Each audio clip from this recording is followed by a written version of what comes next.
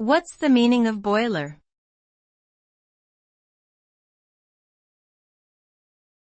Boiler.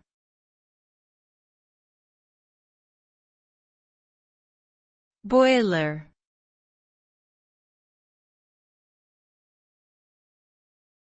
Boiler.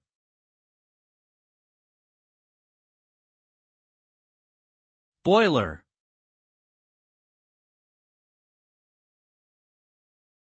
The term boiler refers to a vessel or container in which heat is generated through the combustion of fuels, typically coal, oil, or gas.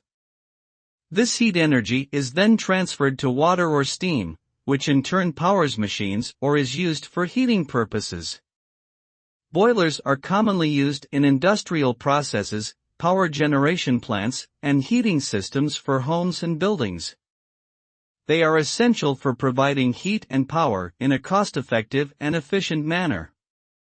Proper maintenance and operation of boilers are crucial for safety reasons and to ensure their optimal performance.